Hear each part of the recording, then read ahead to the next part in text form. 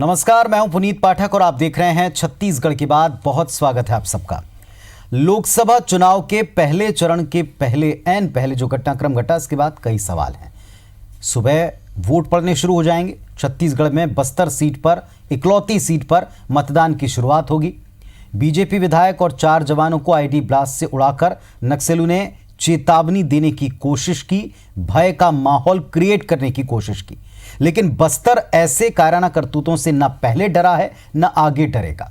कड़ी सुरक्षा व्यवस्था के बीच सुबह 7 बजते ही मतदान फिर शुरू होगा, फिर बस्तर से जवाब मिलेगा।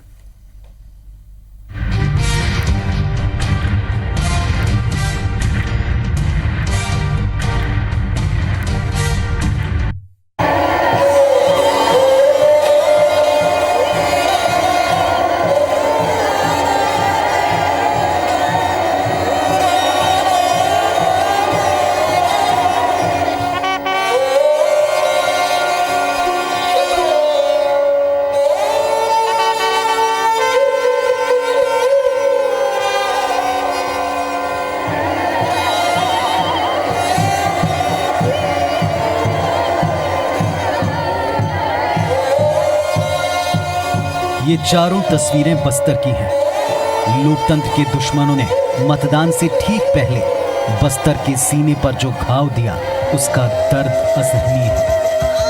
विधायक भीमा मंडावी और 4 जवानों को आखिरी विदाई देने के लिए मानो पूरा बस्तर उमड़ पड़ा हो।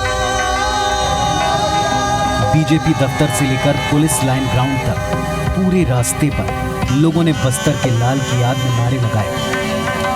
सीएम भूपेश बघेल और गृह मंत्री ताम्रध्वज साहू ने भी श्रद्धांजलि दी। पूर्व सीएम रमन सिंह, प्रदेश अध्यक्ष विक्रम उसेंडी, प्रभारी अनिल जैन, विपक्ष के नेता धर्मलाल कौशिक, सौदान सिंह और विधायक बृजमोहन अग्रवाल समेत प्रदेश बीजेपी के सभी बड़े नेता परिवार को ढांढस बंधाते दिखे।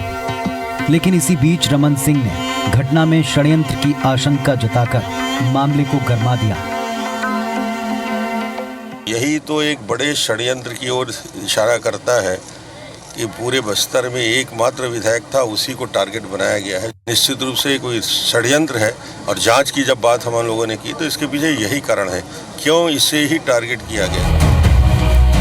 दुख की इस घड़ी के बीच बस्तर वोटिंग के लिए तैयार है। सड़क से लेकर आसमान तक चुनाव आयोग ने मतदान के लिए पूरी ताकत झोंक दी है।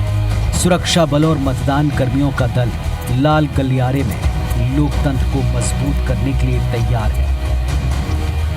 जहाँ जहाँ मतदान केंद्र हैं उसकी सुरक्षा की व्यवस्था की गई है और ये पूरा मामला निर्वाचन आयोग स्वयं देख रहे हैं। आचार संहिता लगने के बाद सारी व्यवस्था खुद देख रहे हैं और सारी सुरक्षा व्यवस्था पोलिंग बूथों में लगा दी गई है।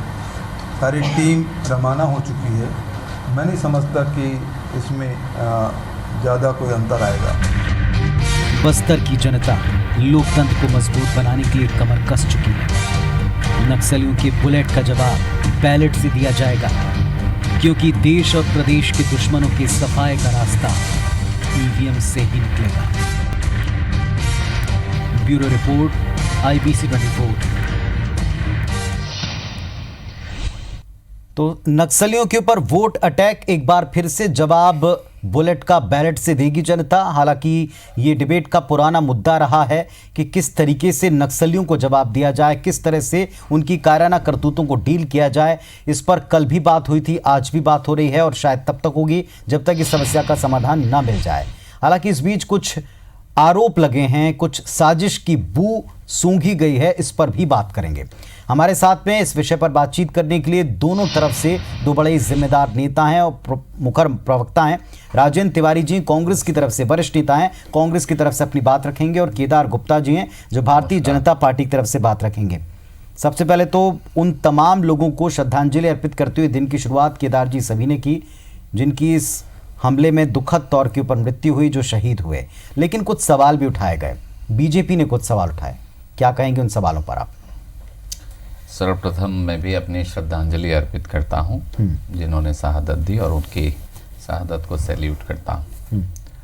बड़ी दुखद घटना है और चुनाव के एक दिन पहले, मतदान के एक दिन पहले इस प्रकार की घटना होना, जब चुनाव आयोग सारे संसाधनों को, सुरक्षा व्यवस्था से लेकर सभी तंत्रों को अपने अंडर में रखता है। और मैं समझता हूं कि चाक चौबंद व्यवस्था होती है, उसके बावजूद ऐसी घटना घटित हो जाना अपने आप में ही एक बड़ा संदेह पैदा करती है कि एक दिन पहले चुनाव के, और रोड ओपनिंग गाड़ी जो होती है उनको जेड सुरक्षा मिली हुई थी मंडावी जी को, और उसके बाद उनके जेड सुरक्षा जिनको मिली है उनके साथ रोड ओपनिंग पार्टी का नहीं होना, और ये कहा जाना कि टीआई ने उन्हें मना किया था फिर भी वो चले गए। अगर टीआई मना करता और वो जाते हैं तो क्या रोड ओपनिंग पार्टी टीआई ने इसलिए नहीं दिया कि उन्होंने टीआई की बात नहीं मानी? और अगर वो जा रहे थे और जेड श्रेणी की उनको सुरक्षा है तो रोड ओपनिंग पार्टी क्यों नहीं देनी थी?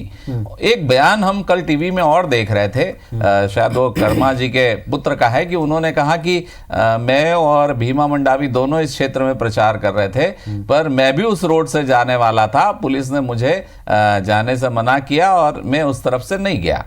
तो फिर भीमा मंडावी जी को क्यों नहीं रोका गया? भीमा मंडावी जी की गाड़ी को कैसे जाने दिया गया? और अगर जाने दिया गया तो फिर वही प्रश्न है कि रोड ओपनिंग पार्टी क्यों नहीं थी? क्यों 4 बजे से सारी सुरक्षा को उनके लिए हटा दिया गया? और पीछे जो गाड़ी चल रही थी, मैंने टीवी में कल देखा कि उनके साथ 10 जवान थे, 3 जवान उनकी गाड़ी में थे, एक ड्राइवर था वो थे, और पीछे एक फॉलो गाड़ी चल रही थी जिसमें बताया गया कि 5 या 6 जवान थे। वो जवान एम्बुश में क्यों नहीं फंसे? वो इतनी दूरी में क्यों थे कि उनके फायरिंग में गोलियां भी नहीं लगी? इसलिए बहुत सारी बातों, हम सीधा आरोप नहीं लगाते, जांच का विषय है, पर जो बातें सामने आ रही है तो निश्चित रूप से उन बातों को चर्चा में लाना आवश्यक है। कहीं कोई बात जांच से छूट ना जाए, दर्शकों को ध्यान में आ जाए कि ये चीजें घटित हुई है कल। और मैं समझता हूं कि अगर एक पार्टी के नेता को पुलिस वहां रोक सकती है, सुरक्षा बल के जवान रोक सकते हैं, तो भारतीय जनता पार्टी के भीमा मंडावी को भी सुरक्षा बल के जवान रोक सकते कल थे। केदार जी 24 घंटे पहले लगातार ये सवाल हमने आपके बीजेपी के प्रतिनिधियों से भी पूछने का प्रयास किया, उनसे भी जवाब लेने की कोशिश की और कांग्रेस के मित्रों से भी, लेकिन कहीं से इस पर कल कोई अपनी प्रतिक्रिया नहीं दे रहा था। आज जब ये सवाल खड़े हुए हैं, आपने ढेर सारे प्रश्न पूछे, ये सवाल मीडिया ने भी पूछे, इनके जवाब भी पुलिस कप्तान ने सामने आकर दिए, लेकिन अब 2 सवाल आपसे पूछता हूं। 2 तरह की बातें, क्या इसमें आपको कोई पॉलिटिकल कॉन्स्पिरेसी नजर आती है जिसकी जांच आप चाहते हैं, या दूसरा जिस तरीके से मना किया और नहीं माने इसकी चूक आपको नजर आती, ह्यूमन एरर जिसको हम कह सकते हैं? क्या लगता है आपको इन दोनों में से? प्रशासन की तरफ आपकी उंगली है या पॉलिटिकल कॉन्स्पिरेसी की तरफ आपका इशारा है? देखिए, पहला प्रश्न जो आपका है कि इसमें कोई राजनीतिक षड्यंत्र है क्या, तो एक राजनीति व्यक्ति की अगर हत्या होती है, उसे माओवादी ऐन चुनाव के पहले मारते हैं, और वो हमारी पार्टी के एकमात्र इकलौते विधायक वहां होते हैं जो बहुत संघर्षशील और लगातार चुनाव प्रचार कर रहे थे। चुनाव प्रचार करके उन्होंने भाजपा का वहां दबाव भी बनाया था, तो राजनीतिक व्यक्ति हैं, इसलिए राजनीतिक षड्यंत्र की बात तो होती ही है, वो सामान्य बात है कि ऐसा हो सकता है, क्यों नहीं हो सकता? राजनीति के क्षेत्र में अनेक षड्यंत्र हुए, आदिकाल से आज तक हुए, इसलिए वो प्रश्न पैदा होता है क्योंकि एक राजनीतिक व्यक्ति की हत्या हुई है। दूसरी बात, आपने क्या प्रश्न था आपका? दूसरा क्या? Human error. ह्यूमन एरर हमेशा किसी भी नक्सल वारदात के पीछे ह्यूमन एरर से शुरुआत होती है। जैसे उदाहरण बताता हूं आपको, किसी रोड ओपनिंग पार्टी के जाने के लिए, किसी वाहन के चलने के लिए, किसी नेता के काफिला निकालने के लिए, कार्यक्रम के पहले सूचना के लिए, क्योंकि जो पुलिस कप्तान ने बातें की उनको भी आप इग्नोर नहीं कर सकते। उन्होंने बताया कि 3 बजे सारे कार्यक्रमों के समाप्त होने का हवाला देकर खुद ही ये विधायक जी ने कहा था। अब क्या कहा? वो 2 लोगों के बीच का वार्तालाप है, लेकिन जो सामने आकर कहा मीडिया में, वो आपसे मैं दोहरा रहा हूं, आपने भी सुनी होगी वो पीसी। उन्होंने कहा कि 3 बजे सारे कार्यक्रम समाप्त हो गए, अब सिक्योरिटी नहीं चाहिए। यहां से क्या ह्यूमन एरर आपको दिखता है या आपको प्रशासन पुलिस की चूक लगती है, जिसके आपने सवाल उठाए? पहले का आपने जवाब दे दिया, आपको लगता है कि दूसरी बात, दूसरे सवाल का जवाब बहुत ही स्पष्ट है, एकदम सुस्पष्ट है।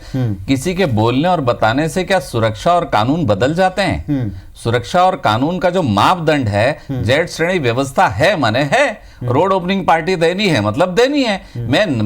मेरी सुरक्षा है, अगर मैं मना करता हूं तो क्या सुरक्षाकर्मी मान जाएंगे कि मुझे सुरक्षा की आवश्यकता नहीं? क्या वो छोड़कर चले जाएंगे? इसलिए इसे ह्यूमन एरर नहीं कहा जा सकता, इसको सीधा सीधा मॉनिटरिंग कहें या सुरक्षा व्यवस्था की गड़बड़ी या सीधा लापरवाही क्यों कहना चाहिए? लापरवाही का भी सवाल नहीं है, ये क्यों मिस्टेक हुआ यही जांच का विषय है, और ऐसे होना नहीं चाहिए। ह्यूमन एरर नहीं है, ये तो ह्यूमन मर्डर है। तिवारी जी, संगीन आरोप है, इशारा कहां है, किस तरफ है, आप भी बेहतर समझ रहे हैं।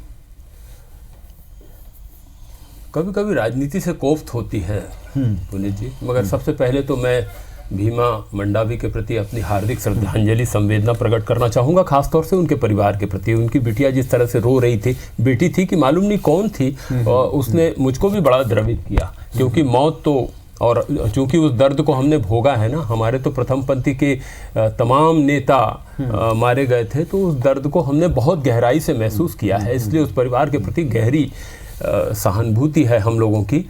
मगर अब दुर्भाग्य से राजनीति इतनी गंदा रूप लेने लग गई है कि हर बात में अब लोगों को राजनीति लगने लग गई है, षड्यंत्र लगने लग गया है। कुछ भी मैं आपको, मेरे छोटे भाई हैं केदार और समझदार हैं, भारतीय जनता पार्टी में कुछ चुनिंदा लोग हैं जिनको मैं समझदार मानता हूं, उसमें केदार है। एक एक बात का मैं जवाब दूंगा।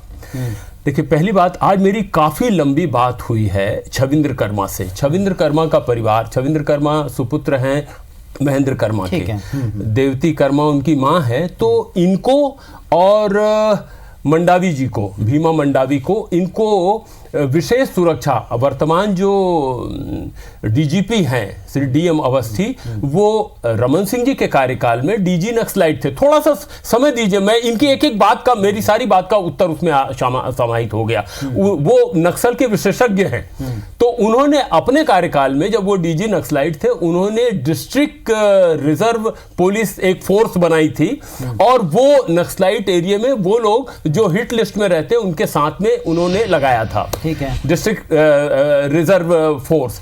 अब हालत ये थी कि भीमा मंडावी जी को 75 लोगों की टीम दी गई थी। 50 लोगों की टीम रहती है छविंद्र कर्मा के साथ, 50 लोगों की टीम रहती है देवती कर्मा के साथ, क्योंकि ये लोग हिट लिस्ट में है, और महेंद्र कर्मा का परिवार तो पूरी तरह से हिट लिस्ट में है। मेरी आज छविंद्र से काफी लंबी बात हो रही थी, वो मुझको बताया, अंकल हालत ये थी कि ये पूरा शेड्यूल तो मेरा था, मुझको जाना था। उसने अपना कार्यक्रम बताया कि वो नकुल नार से स्टार्ट हो करके झरी पारा, मोपकाल और श्यामगिरी होते हुए उसको गोंगपाल जाना था। जब वो श्यामगिरी के पहले पहुंचा तो वहां पर पुलिस ने उसको मना किया कि देखिए, उस रास्ते में रोड ओपनिंग पार्टी नहीं लगी हुई है, शॉर्ट है वहां का। सुन लीजिए आप पूरी, उसके बगैर बात, इनकी बात का जवाब नहीं हो पाएगा। एक तरफ पहाड़ है और दूसरी तरफ टेढ़े मेढ़े रास्ते हैं, जहां पर इसके पहले भी घटना हो चुकी है, और रोड ओपनिंग पार्टी खड़े पैर नहीं लगा दी जाती है, उसके लिए कम से कम 3 घंटे का समय लेना होता है, जिसमें पुलिस टीम जाकर के खड़ी होती है। ठीक है। भीमा मंडावी जी ने, देखिए प्रारब्ध और मृत्यु कैसी होती है उसका ये जीता जागता उदाहरण है। जाना था वहां से छविंद्र कर्मा को पुलिस ने रोका, और उसके साथ जो लंबी चौड़ी टीम थी उनके अधिकारियों ने भी रोका कि मत जाइए आप। तो उन्होंने अपना रूट चेंज करके, जिस शॉर्ट रूट से उनको जाना था उसको बदल करके वो लॉन्ग रूट से गए। और भीमा मंडावी जी ने, जो उनके साथ टीम थी, उनको कहा कि आप चुनाव प्रचार तो खत्म हो गया है, मुझे जाना कहीं नहीं है, वापस जाना है, आप लोग भी विदा होइए। और अचानक निर्णय लिया उन्होंने कि उस शॉर्ट रूट से श्यामगिरी होते हुए जाएंगे। अच्छा, और सुन लीजिए पूरी बात। तिवारी जी देखिए, टीआई ने उनको मना किया कि आप वहां रोड ओपनिंग पार्टी नहीं है, आप मत जाइए, मगर वो उन्होंने कहा नहीं, मेरा जाना पहचाना इलाका है। और ये सारी बात तो अब रिकॉर्ड में है, आप मोबाइल निकाल करके देख सकते हैं। एक सवाल जो उठाया है, मैं उसका जवाब आपसे लूंगा, और एक सवाल का जवाब गुप्ता जी से लूंगा। बस्तर सीट के ऊपर कुछ घंटे में जब वोटिंग होनी थी, तब नक्सलियों ने करतूत की। इसमें भारतीय जनता पार्टी के एक जनप्रतिनिधि, उनकी मौत हो जाना, और उसके साथ ही 4 अन्य लोगों का इसमें शहीद हो जाना बड़े सवाल खड़े करता, और इससे जुड़े हुए कुछ आरोप भी लगे हैं।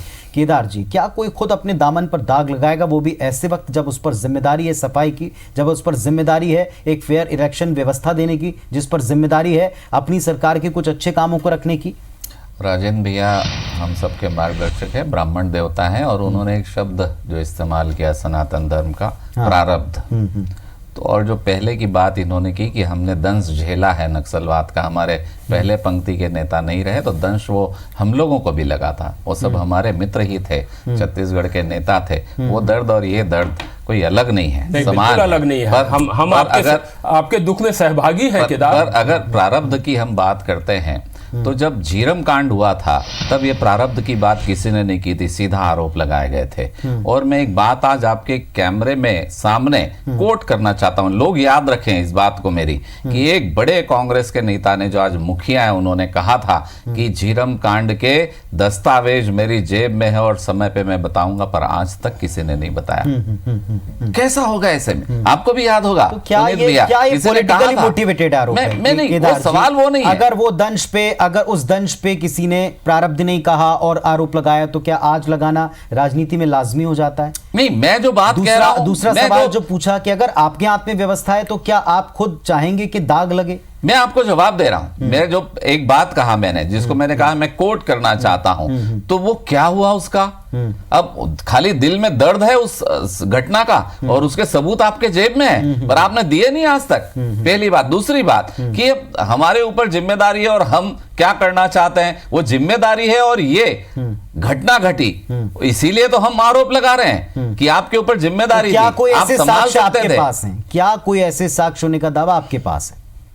साक्ष्य तो एक बयान है जो हमने टीवी में देखा है। ठीक है। छबिंद कर्मा जी कहते हैं मुझे रोका गया। चलिए, अब मैं थोड़ा सा राजन भैया भी कहते हैं कि छबिंद भैया से राजन भैया की बातचीत हुई और उन्होंने कहा मैं भी जाने वाला, भी रोका गया, मैं भी दोनों जाने को वाला। रोका गया, ठीक है। वो रुक गए, ये माने नहीं, बस केवल इतना है। अब एक आखिरी सवाल तिवारी जी, ऐसे नहीं होता तिवारी जी। ठीक है, ये थोड़ा और आपने जिस जांच की बात की, देखना होगा कि आपकी मांग जो पुरजोर तरीके से उठाई जा रही, इसे सरकार मानती नहीं मानती, इस पर बात जरूर करेंगे।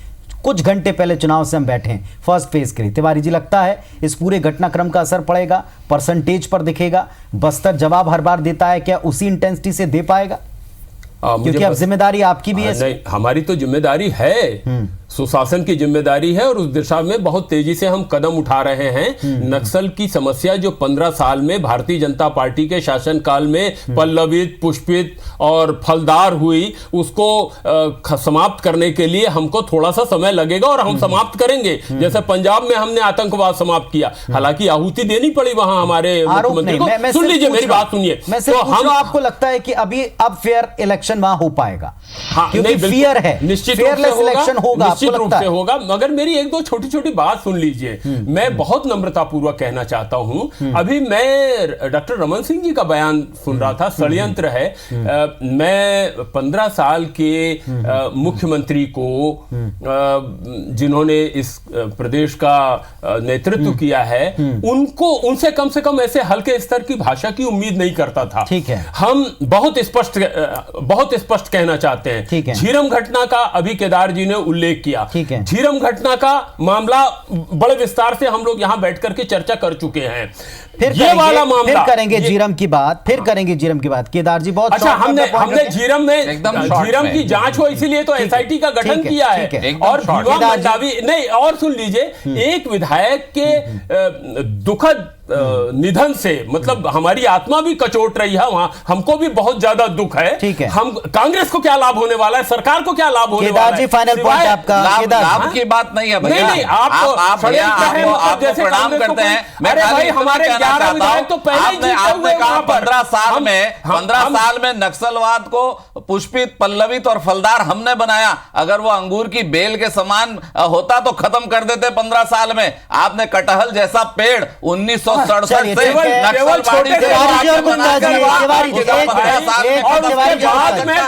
रेड कॉरिडोर था, 1967 फलदार बनाया। आज उसका जवाब जनता पूछती है आपसे। 15 साल का समय और आपने केंद्र में सरकार ने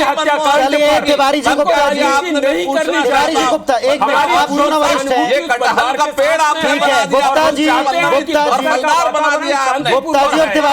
एक मिनट तिवारी जी, गुप्ता जी, विधायक नहीं रहा, इसका गम हमको भी है। ठीक बात है पर तिवारी जी, बात थोड़ी हुई। गुप्ता जी, पीड़ा से अरे हम तो ज्यादा भुगते हुए हैं। गुप्ता जी, जनता जवाब देगी, अगर कोई घटना जनता जवाब देगी। हमारे आप दोनों का धन्यवाद। जनता जवाब देगी के कारण, किन परिस्थितियों के कारण भीमा जी सवाल ना उठाएं। जनता जवाब देगी। आप दोनों का धन्यवाद। सवाल ना उठाएं।